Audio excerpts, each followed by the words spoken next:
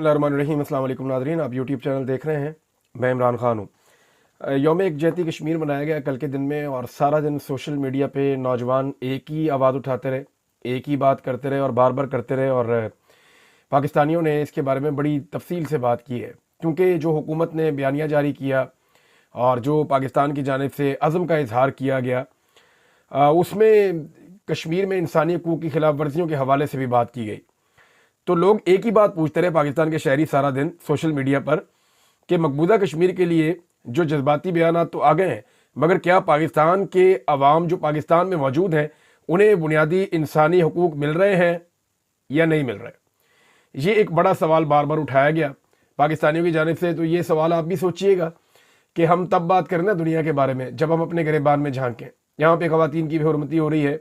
चादर और चारदीवारी का तकद्दुस पामाल हो रहा है,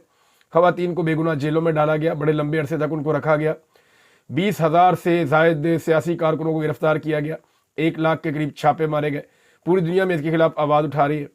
और हम बात करते हैं हक़ खुद इरादियत की, कि वहाँ पे कश्मीर में मिलना चाहिए कश्मीरियों को। तो पाकिस्तान के अंदर जो मैंडेट छीना गया पाकिस्तानियों का, क्या उसके बाद दुनिया हम पे एतबार करेगी?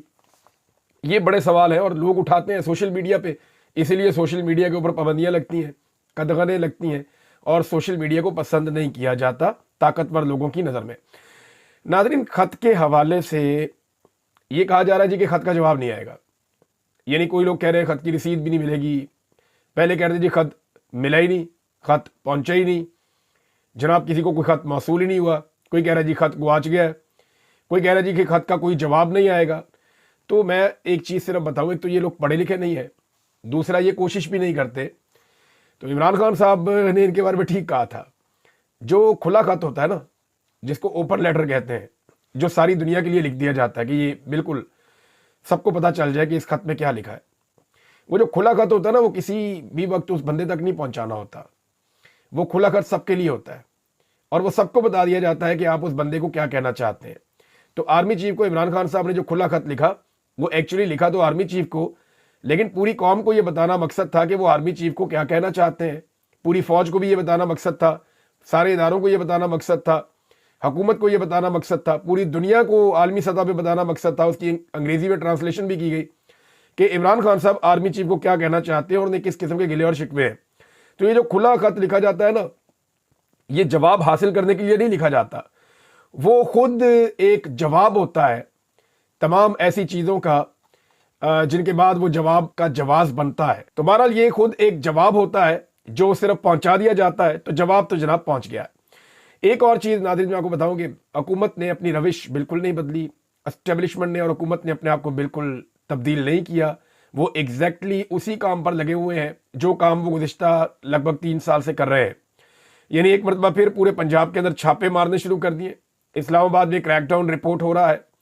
इस पे जो है वो एहतशाम अब्बासी साहब ने रिपोर्ट किया। आमिर मुगल साहब जो पाकिस्तान तहरीक इंसाफ इस्लामाबाद के सदर हैं, उन्होंने कारकुनों को खबरदार किया कि वो अपने घरों के अंदर ना रहे, क्योंकि पुलिस क्रैकडाउन कर रही है और कारकुनों की बड़े पैमाने पर गिरफ्तारियां करना चाहती है। आमिर मुगल साहब के हवाले से बताऊं कि इनके ऊपर तो 50 से ज़ायद मुकदमा डाल दिए गए। यानी ये आदमी मेरे ख्याल में इस्लामाबाद में सबसे ज़्यादा मरतबा गिरफ्तार हुआ है, लेकिन ये आदमी हिम्मत नहीं हारता। इमरान खान साहब का बड़ा तगड़ा वर्कर है। और अभी कत्ल का एक मुकदमा डाल दिया गया आमिर मुगल के ऊपर, ताकि 1-2 साल के लिए इनको बिल्कुल गायब ही कर दिया जाए मंजर से। तो पार्टी की जानिब से हदायत दी गई कि आप तो ज़रा साइड पे हो जाए, और एक कायम मकाम सदर भी बनाया गया इस्लामाबाद के लिए। लेकिन इसके बावजूद मैं विजुअल्स देख रहा था कि आमिर मुगल ने इसके बावजूद इस्लामाबाद में पहुंच के वहाँ पे पॉलिटिकल एक्टिविटीज़ की हैं, लोगों को मोटिवेट किया है। तो जो चीज़ें इस तरह हो रही है ना, लोग इतना रिस्क ले रहे हैं, इसका मतलब यह है कि पाकिस्तान तहरीक इंसाफ के ऊपर गोली चलने के बावजूद ये पार्टी हार नहीं मान रही। देखिए, इस्लामाबाद के अंदर गोली चली है और इस्लामाबाद का सदर जो है उस पर कत्ल का मुकदमा भी है और 50 से ज़्यादा उसके ऊपर मुकदमे हैं। इसके बावजूद वो पूरी तरह से मोटिवेशन कर रहा है, भाग दौड़ कर रहा है, लोगों को चैनलाइज कर रहा है, ऑर्गेनाइज कर रहा है, और इसी तरह बाकी लोग भी कर रहे हैं। पंजाब में जो छापे पड़ रहे हैं उसमें नईम हैदर पंजूता साहब के घर पे, डेरों पे छापे मारे जा रहे हैं। हालांकि इनके भाई जो हैं वो इंतज़ार पंजूता साहब को पहले अगवा किया गया, बदतरीन उनको हालात में रखा गया। जब उन्हें छोड़ा गया तो उन्हें एक ऐसी हालत में छोड़ा गया कि एक आम आदमी तसव्वुर नहीं कर सकता इतने जुल्म और बर्बरियत का। तो जो इंतज़ार हुसैन पंजूता साहब के साथ किया गया, उसके बाद अब उनके भाई नईम हैदर पंजूता साहब को निशाना बनाने की कोशिश की जा रही है। اور ساتھ میں ان کو عمران خان صاحب سے اب ملنے بھی نہیں دیا جاتا۔ شیخ وقاص اکرم صاحب، ان کا بھی رپورٹ ہو رہا ہے ان کے گھروں پہ، ان کے رشتہ داروں کے گھروں پہ چھاپے مارے جا رہے ہیں۔ لاہور میں علی اعجاز بٹر صاحب، عائلیہ حمزہ صاحبہ کو پکڑنے کی کوشش کی پولیس نے، لیکن اب انہوں نے ایک چیلنج کیا ہے پاکستان تحریک انصاف نے کہ ہم نے ایک اور حکمت عملی بنا لی ہے اور اس حکمت عملی کے ذریعے سے ہم احتجاج ضرور کریں گے۔ حکومت کے پاس موقع ہے کہ وہ ہمیں این او سی دے دے۔ اگر حکومت ہمیں این او سی نہیں دیتی، یہ پاکستان تحریک انصاف نے کہا ہے، عالیہ حمزہ صاحبہ نے اناؤنس کیا جو پنجاب میں آرگنائزر ہے، اور پاکستان تحریک انصاف کی جانب سے انہوں نے اناؤنس کیا ہے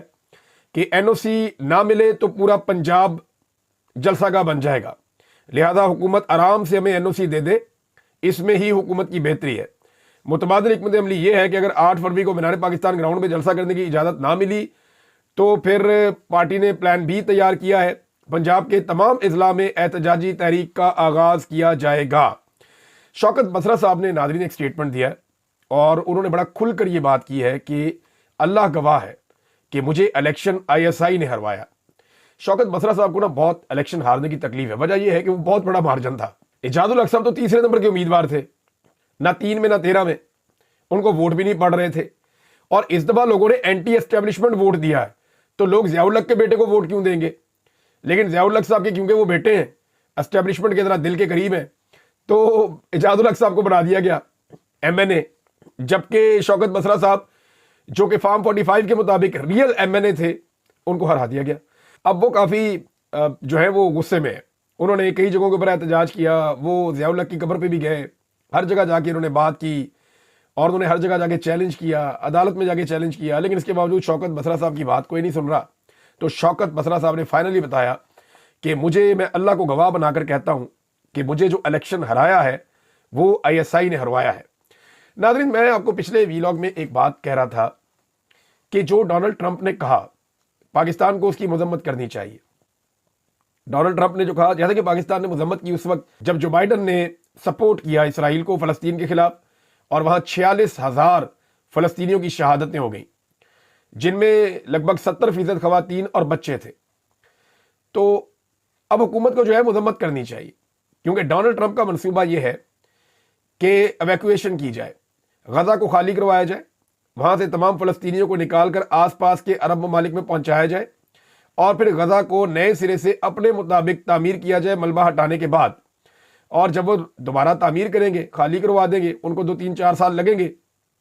وہ ٹائم لیں گے، اور پھر وہ ایسا بیریئر لگا دیں گے کہ اپنی مرضی کے بغیر کسی کو اندر آنے نہیں دیں گے۔ تو یہ ان کا منصوبہ ہے۔ اس منصوبے کے اوپر صفائیاں تو دے رہا ہے امریکی جو اسٹیٹ ڈپارٹمنٹ ہے، ان کی جانب سے جو ترجمان ہیں، ان کے صفائیاں تو آ رہی ہیں، لیکن ایگزیکٹلی وہ یہی بات کر رہے ہیں، کوئی زیادہ مختلف بات نہیں کر رہے، لیکن اس کو تھوڑا شوگر کوٹیڈ کر کے کر رہے ہیں۔ اب اس کی مذمت کس نے کی؟ میں نے آپ کو کہا تھا پچھلے ویلاگ میں کہ پاکستان کی صدر کو، وزیر اعظم کو، آرمی چیف کو، وزیر خارجہ کو، سب کی اس کی مذمت کرنی چاہیے۔ آرمی چیف میں اس لیے کہتا ہوں کہ پاکستان کے آرمی چیف کو ویسے ہی ہوتا ہے کہ وہ ایسے معاملات میں بولتے ہیں، کبھی کشمیر پہ، کبھی فلسطین پہ، کبھی کسی اور چیز پہ، تو وہ بات کرتے رہتے ہیں، اور جتنے باہر سے سفیر آتے ہیں ان سے ملاقاتیں بھی کرتے ہیں، سیاسی معاملات میں ان کی ہوتی ہے مداخلت، اور اسی لیے انہیں بھی اس کے اوپر بات کرنی چاہیے، ان کا بھی سٹیٹمنٹ اس پہ بنتا ہے، وہ بھی سٹیٹمنٹ دیں، صدر اور وزیر اعظم تو فوری طور پہ دیں۔ اب ہوا یہ ہے کہ چین کا بھی اس کے اوپر رد عمل آ گیا، روس کا بھی اس کے اوپر رد عمل آ گیا، یورپی ممالک کئی ایک ہیں جن کا رد عمل آ گیا، کئی عرب ممالک کا اس کے اوپر رد عمل آ گیا، لیکن پاکستان سے اب جب میں یہ ویڈیو ریکارڈ کر رہا ہوں تو اب تک کی اطلاع کے مطابق کوئی بھی ڈونلڈ ٹرمپ کے بیان کی مذمت نہیں کر سکا، کوئی بھی اسے چیلنج نہیں کر سکا۔ چلو باقی کوئی نہیں تو نواز شریف صاحب تو ویلے ہی ہیں آج کل، ان سے ہی ایک مذمت کروا دیں ڈونلڈ ٹرمپ کی، یا ڈونلڈ ٹرمپ کے خلاف ایک بیان دلوا دیں۔ فضل الرحمان صاحب نے بھی یہی مطالبہ کیا ہے۔ فضل الرحمان صاحب کا مطالبہ میں آپ کو پڑھ کے بتا دیتا ہوں۔ وہ یہ کہہ رہے ہیں کہ حکومت اور اسٹیبلشمنٹ ٹرمپ کے بیان پر واضح موقف اپنا کر قوم کی ترجمانی کرے۔ فضل الرحمان صاحب نے کہا کہ فلسطین پر اسرائیلی قبضے کو تسلیم نہیں کرتے، اور غزہ کے حوالے سے امریکی صدر ڈونلڈ ٹرمپ کے بیان پر حکومت اور اسٹیبلشمنٹ کا واضح موقف وہ اپنائیں اور قوم کے ضمیر کی ترجمانی کریں۔ یہ جو ڈونلڈ ٹرمپ نے غزہ کے بارے میں ہرزہ سرائی کی ہے، اس پر سخت رد عمل دیا فضل الرحمان صاحب نے۔ انہوں نے کہا کہ امریکی صدر ڈونلڈ ٹرمپ اسرائیلی وزیر اعظم نیتن یاہو ملاقات کے دوران غزہ کے بارے میں ہرزہ سرائی پر امت مسلمہ سراپا احتجاج ہے، لہذا جناب وہ یہ کہہ رہے ہیں کہ قبضے کو ہم تسلیم نہیں کریں گے، یہ فلسطینیوں کا علاقہ ہے، سعودی عرب نے بھی یہ بات کی, عرب ممالک نے اور بھی کی, انہوں نے اس ڈونلڈ ٹرمپ کے آئیڈیا کو مسترد کیا, لیکن پاکستان اس کے بارے میں نہیں بول رہا, جو واحد ایٹمی اسلامی ملک ہے, ایک واحد ایٹمی اسلامی ملک ہے, لیکن پاکستان نے اس کے بارے میں بات نہیں کی. اس کی وجہ یہ ہے کہ پاکستان پہلے ہی ڈونلڈ ٹرمپ کو منانے کے چکر میں, دیکھیں میں نے آپ کو ایک بات کہی تھی, میں نے آپ سے کہا تھا نا یہ عمران خان سے بچنے کے لیے کمپرومائز کر لیں گے امریکہ کے ساتھ بھی اور اسرائیل کے ساتھ بھی, میں نے آپ سے کہا تھا نا. میں آپ کو یہ بتا رہا تھا کہ پاکستان کی حکومت اور اسٹیبلشمنٹ اگر انہیں اسرائیل اور امریکہ کے ساتھ بھی کمپرومائز کرنا پڑا, انڈیا کے ساتھ بھی کمپرومائز کرنا پڑا عمران خان سے جان چھڑانے کے لیے, تو یہ کر گزریں گے. اور اب آپ کو وہ صورتحال نظر آ رہی ہے نا کہ ایک ایسا سٹیٹمنٹ ڈونلڈ ٹرمپ نے دیا جس کے اوپر کوئی بھی کمزور سے کمزور حکومت ہوتی تو ضرور مذمت کرتی یا اس بیان کے اوپر جو ہے وہ بات کرتی, لیکن اس حکومت نے اب تک بات نہیں کی. وہ ابھی بھی کیلکولیشن میں لگے ہوئے کہ کرنا کیا ہے. ناظرین, امریکہ کی بات ہو رہی ہے تو بلاول پہنچے اس ناشتے میں جو ایک دعائیہ قسم کا ناشتہ ہوتا ہے, ایک تنظیم کرواتی ہے امریکہ میں ایک ناشتہ, اور یہ ہوتا ہے جب فروری کا مہینہ آتا ہے اس کی جو پہلی جمعرات ہوتی ہے اس میں یہ ناشتہ ہوتا ہے. امریکہ کے کئی علاقوں میں ہوتا ہے, کوئی 4-5 ہزار بندہ اکٹھا کیا جاتا ہے, کئی ملکوں سے لوگ آتے ہیں, مختلف سفیر بھی آتے ہیں, مشیر بھی آتے ہیں, وزیر بھی آتے ہیں, مختلف ممالک سے لوگ آتے ہیں, تو صدر بھی اس ناشتے کے اندر موجود ہوتا ہے. تو بلاول بھی وہ ناشتے میں پہنچ گئے, بلکہ میری ایک امریکن پاکستانی سے بات ہو رہی تھی, وہ یہ کہہ رہے تھے کہ اگر آپ مجھے صرف 2 مہینے پہلے بتائیں تو عمران صاحب یہ ناشتہ تو میں آپ کو بھی کروا سکتا ہوں. وہ بڑے بااثر آدمی ہیں, امریکی حکومت میں ان کا بہت اثر رسوخ ہے. انہوں نے کہا جی اگر 2 ماہ پہلے آپ مجھے بتائیں تو یہ جو ناشتہ ہے یہ ناشتہ میں آپ کو بھی کروا سکتا ہوں. انہوں نے یہ دعویٰ کیا, ایک بڑے معتبر اوورسیز پاکستانی ہیں جو امریکہ کے اندر رہتے ہیں. تو میں نے کہا جی یہ کوئی بڑی بات نہیں ہے بلاول کا وہ ناشتے کے اندر جانا, بھائی کوئی بڑی بات نہیں ہے, نہ یہ ڈونلڈ ٹرمپ کی دعوت ہے, نہ ان کا کوئی تعلق ہے, یہ ایک اور تنظیم ہے وہ کرواتی ہے, اور یہ اس کے اندر ڈونلڈ ٹرمپ آتے ہیں, شرکت کرتے ہیں, تقریر کرتے ہیں اور چلے جاتے ہیں. تو بلاول کی جناب اس کے اندر شرکت رپورٹ ہو رہی ہے, لیکن ابھی تک یعنی یہ جو خبر رپورٹ ہو رہی ہے اس کے مطابق ابھی تک بلاول کی کوئی ملاقات نہیں ہوئی ڈونلڈ ٹرمپ سے, اور نہ کوئی تصویر ایسی سامنے آئی ہے. جو خبر لگائی جا رہی ہے اس میں یہ دکھایا جا رہا ہے کہ ایک طرف بلاول صاحب کی فوٹو لگائی ہوئی ہے, دوسری طرف ڈونلڈ ٹرمپ کی فوٹو لگائی ہوئی ہے. میڈیا بھی جو ہے نا وہ کمال کرتا ہے, ایسے طریقے سے خبر دیتا ہے جیسے لگتا ہے کہ ڈونلڈ ٹرمپ اور بلاول دونوں اس ناشتے میں تھے, تیسرا بندہ ہی کوئی نہیں تھا. اور بھائی بلاول کو نیڑے بھی نہیں لگنے دیا انہوں نے ڈونلڈ ٹرمپ کے, فی الحال جو اب تک کی اطلاع ہے اس کے مطابق. اور بلاول بھی ایک آدھی تصویر کی تلاش میں کسی طرح کہیں جا کے کسی کے ساتھ وہ فوٹوز 2-4 کھنچوا لے. اگر بلاول کو کوئی اچھی سی تصویریں مل جاتی ہیں تو شاید ان کا امکان روشن ہو جائے کہ آنے والے وقت میں وہ وزیر اعظم بن جائے اسی اسمبلی کے اندر. اور یہی زرداری صاحب کی خواہش ہے کہ میں صدر ہوں اور میرا بیٹا وزیر اعظم ہو, ایسی کوئی چیز ہونی چاہیے. لیکن فی الحال تو بلاول کو کوئی تصویر نہیں ملی, اور خاص طور پہ جو تصویر وہ چاہ رہے تھے کہ ڈونلڈ ٹرمپ کے نزدیک پہنچے, ابھی تک تو بلاول کے بارے میں اطلاع مل رہی ہے کہ وہ ڈونلڈ ٹرمپ کے پاس بھی نہیں پھٹک سکے. ناظرین, ایک اور خبر ہے, وہ ہے جناب محسن نقوی صاحب کے حوالے سے. خبر امپارٹنٹ ہے. محسن نقوی نے امریکہ میں جا کے شرکت کی تھی ایک ایسی تقریب میں جو ایک ایسی تنظیم کروا رہی تھی جو شدید مخالف ہے چائنا کی, اور وہ چائنا کے خلاف ہر وقت پروپیگنڈا کرتے ہیں اور ٹکا کے پروپیگنڈا کرتے ہیں, اور چائنا کے ساتھ ان کا ایک کمپٹیشن ٹائپ کا بنا ہوا ہے. اور چائنا نے اس کو بڑا مائنڈ کیا تھا. جو سورسز سے خبریں آ رہی تھیں, مختلف لوگ یہ کلیم کر رہے تھے کہ چائنا نے اس کو مائنڈ کیا ہے اور یہ محسن نقوی نے بہت بڑا بلنڈر کر دیا ہے. ایک طرف وزارت خارجہ نے کہا کہ جناب غلطی سے محسن نقوی صاحب چلے گئے تھے, دوسری طرف محسن نقوی نے کہا جی میں تو گیا ہی نہیں تھا, ایسی کوئی چیز ہی نہیں ہوئی. تو اب محسن نقوی پاکستان کا وزیر داخلہ ہے, ان کو لے کر صدر پاکستان پہنچے ہیں کدھر, چائنا. ساتھ اسحاق ڈار صاحب بھی ہیں. اب ڈپٹی وزیر اعظم یا وزیر خارجہ اس کی ملاقات نہیں ہو رہی چینی صدر سے, جو پاکستانی صدر ہے اس کی بھی ملاقات نہیں ہوئی فی الحال چینی صدر سے. ہو سکتا ہے ہو جائے, کوئی مفاہمتی یادداشتوں پہ دستخط ہو رہے ہیں, یعنی MOU سائن ہو رہے ہیں, اور MOU کی کوئی اوقات نہیں ہوتی, کوئی حیثیت نہیں ہوتی جب تک کہ پیسہ آئے نہ. بہرحال محسن نقوی کو پہنچایا گیا, یہ ایک ویڈیو بھی آئی ہوئی ہے, محسن نقوی کو پہنچایا گیا چینی صدر کے قریب, اور اس پہ جو خبر دی گئی ہے وہ بڑی مختصر سی ہے, لیکن چینی صدر اس ویڈیو کے اندر کچھ زیادہ خوش دکھائی نہیں دے رہے, اور ایسا لگتا ہے کہ محسن نقوی صاحب کی پیشی ہوئی ہے. اور انہوں نے جا کے وہاں صفائی دی ہے کہ جناب غلطی ہو گئی, مجھے پتہ ہی نہیں تھا کہ وہ اینٹی چائنا کوئی تنظیم ہے یا کوئی ایسی, انہوں نے صفائی دی ہوگی, اور اگر انہوں نے ڈائریکٹ صدر کو نہیں دی تو ان کے عملے کو تو ضرور دی ہوگی صفائی کہ جناب ہم سے غلطی ہوگی. ایسا لگتا ہے کہ جیسے ایک پیشی ٹائپ کا ماحول بنا ہوا ہے. بہرحال محسن نقوی نے چین کے صدر شی جن پنگ سے ملاقات کی اور پاکستان میں چینی شہریوں کی سیکورٹی کے حوالے سے انہیں بریفنگ دی، اور اس کے بعد انہوں نے جناب کا ان کا اسٹیٹ بینکویٹ ہے، وہاں پہ ایک تقریب ہو رہی تھی، وہاں پہ یہ پہنچ گئے، اور پہنچ کے ذرا ایسے تھوڑی سی ان کی بات ہوئی، اس کے بعد ان کو وہاں سے ہٹا دیا گیا۔ ناظرین ایک اور خبر ہے، یہ بار بار دونوں بھائی جو ہیں وہ اعلان کرتے ہیں، شہباز شریف اور نواز شریف، ان کے اعلان پہ میں آتا ہوں، لیکن ایک چیلنج کیا ہے جنید اکبر صاحب نے، وہ چیلنج میں آپ کو بتا دیتا ہوں،